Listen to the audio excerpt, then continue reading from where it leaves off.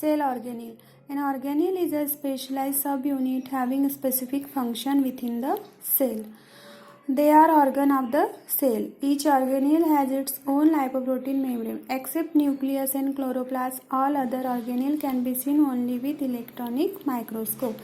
तो जो हमारी सेल होती है इसमें सेल ऑर्गेनल्स होते हैं. Cell organelle are the organ of the cell. So first we discuss about the nucleus. Yes, this is the structure of nucleus.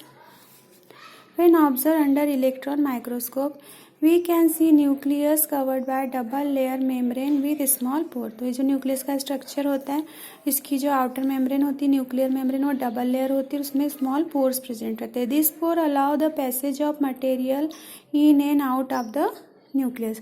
तो ये जो पोर्स होती है इसका फंक्शन क्या होता है कि ये allow the passage of material, मतलब मटेरियल को इन एंड आउट जाने के लिए एक पैसेज प्रोवाइड करती. Nucleus has own round nucleolus and network of.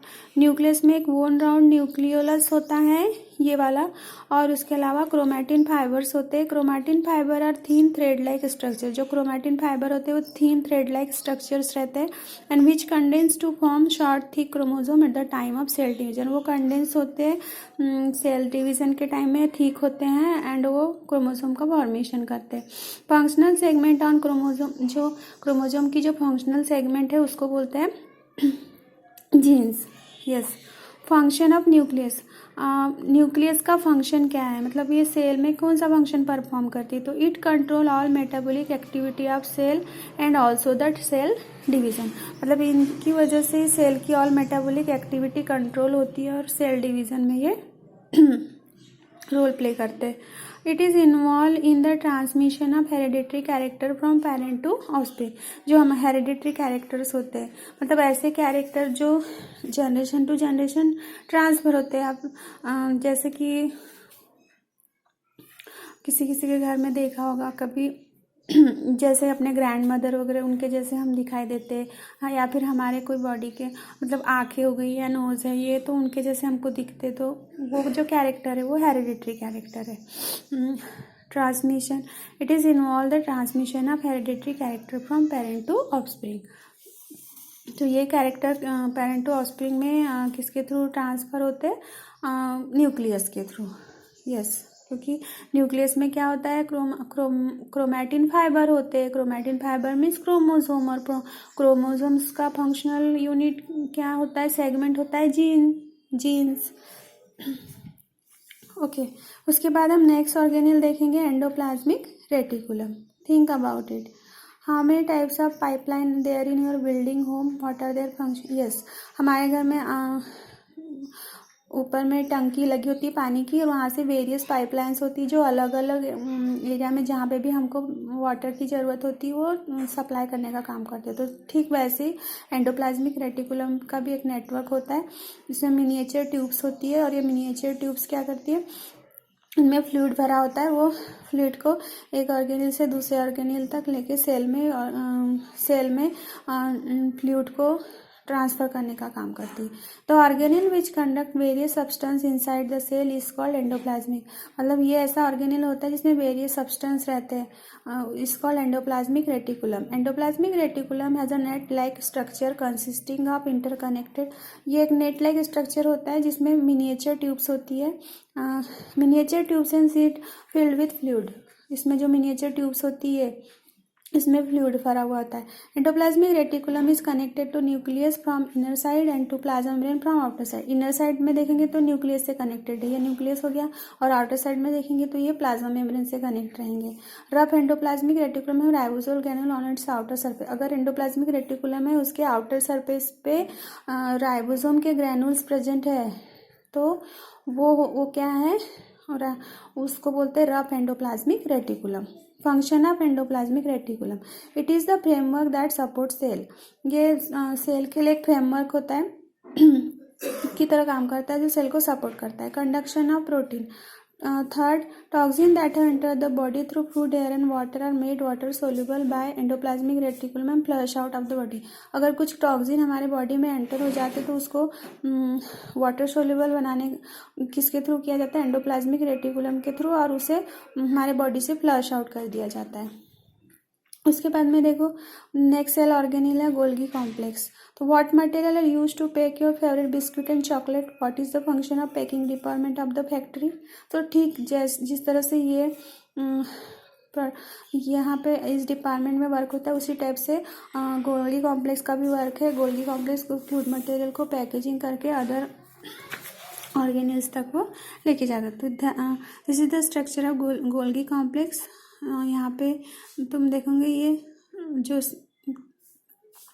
इस टाइप से ये क्या है, पैरेलल शैक्स होती जिसको सिस्टर्नी बोलते हैं। और उसके बाद में यहाँ पे फ्यूजन वेसिकल ल्यूमेन होती है, सिस और सेक्रेटरी वेसिकल्स होती है और न्यू वेसिकल्स होती है। तो Golgi complex it is made up of hydrate hollow and flat sac place parallel to each other. ये 1 2 3 4 5 6 7 8 5 to 8 हो सकती है। हॉलो एंड फ्लैट सैक होती है, प्लेस पैरेलल टू पैरेलली वो अरेंज रहते हैं। This are called cisternae and are filled with different enzyme. ये जो सिस्टर्नी इसमें डिफरेंट एंजाइम होते हैं। The protein coming from endoplasmic reticulum are enclose in vesicle. जो प्रोटीन एंडोप्लाज्मिक रेटिकुलम के थ्रू आता है वो पैक कहाँ पे होता है, वेसिकल में पैक होता है। And which come toward Golgi complex. Vesicle में पैक होके वो कहाँ पे आता है, गोल्गी कॉम्प्लेक्स में आता है साइटोप्लाज्म के through. They fuse with the formation face of the Golgi membrane and empty their content in the cisternae. और वो जैसे पैकेजिंग इंडस्ट्री में किसी भी मतलब पैकिंग होके वो प्रोडक्ट दूसरी जगह पहुंचाया जाता है, तो वैसे यहाँ पे भी वेसिकल्स में एंडोप्लाज्मिक रेटिकुलम के थ्रू प्रोटीन को पैक करके ट्रांसपोर्ट किया जाता है। और वो फिर ये वेसिकल्स क्या करती है, उस प्रोटीन को सिस्टर्नी में एम्प्टी करती है। मतलब यहाँ पे वो और पहले से सिस्टर्नी में क्या प्रेजेंट होते हैं, एंजाइम प्रेजेंट होते हैं। They fuse with the formation of face of the Golgi membrane and empty their content in the cisternae. As they pass through the cisternae they are chemically modified with the help of enzyme. तो यहाँ पे पहले से जो enzyme है उसके साथ वो क्या हो गए, मॉडिफाइड होते हैं। They are again pack in the vesicle, और फिर से वो वेसिकल में पैक होते हैं। This vesicle exit from the maturation phase. The cisternae work like a packaging department that pack and distribute substance. Now the function of Golgi complex. Golgi complex is the secretory organ of the cell. It modifies short and packed material synthesized in the cell, enzyme, mucus, protein, pigment, etc. and dispatch them to various targets like plasma membrane, lysosome, etc. It produces vacuole and secretory vesicle. It helps in the formation of cell wall, plasma membrane and lysosome. Now next organ, lysosome. Can you tell what happened to the agriculture waste after a few days when it is dumped into compost pit? Just think about, जो भी agriculture waste होता है सो compost pit में डालते हैं, तो कुछ दिन के बाद क्या हो जाते हैं, वो डिकम्पोज हो जाते हैं। Due to various metabolic activity in the cell, organic waste is generated. Lysosome digest the waste. Lysosome are single membrane bound sac filled with digestive enzyme. ये जो लाइसोसोम होता है ये एक सिंगल मेम्ब्रेन बाउंड सैक होता है जिसमें digestive enzyme field रहते हैं। तो इसका फंक्शन क्या है, immune system. It destroy virus and bacteria that attack the. इसका ये इम्यून सिस्टम में वर्क करता है। ये वायरस और बैक्टीरिया जिनकी वजह से डिसीज होती है उनको अटैक करके उनको डिस्ट्रॉय करता है।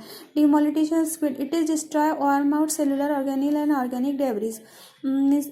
ये डिमोलिटाइज क्या होता है कि जो ऑर्गेनिल पूरा डेड सेल्स होती है उसको डिस्ट्रॉय करता है, या डेड ऑर्गेनिल को ऑटोलिसिस बोलते हैं। इसको सुसाइडल डेथ भी बोला जाता है। When a cell become old और it damage, lysosome burst and enzyme digest their own cell. जब सेल ओल्ड हो जाती है तो डैमेज सेल को लाइसोसोम ब्रस्ट होकर एंजाइम सीक्रेट करता है जिसके थ्रू वो खुद की सेल को डाइजेस्ट करने लगता है। During starvation lysosome digest stored protein and fats. Starvation के टाइम अगर हम भूखे हैं या हमको फूड नहीं मिला तो उस टाइम पे लाइसोसोम हमारे बॉडी में जो सेल में जो स्टोर्ड प्रोटीन रहता है और फैट रहता है उसको डाइजेस्ट करने का काम करता है। ओके, नाउ उसके बाद नेक्स्ट ऑर्गेनेल हम देखेंगे mitochondria. It is also called power house of the cell. Which type of energy required to run the fan, computer and electric bulb, where it is energy produce? Yes, this is the structure of mitochondria. Christie matrix, inner membrane and outer membrane.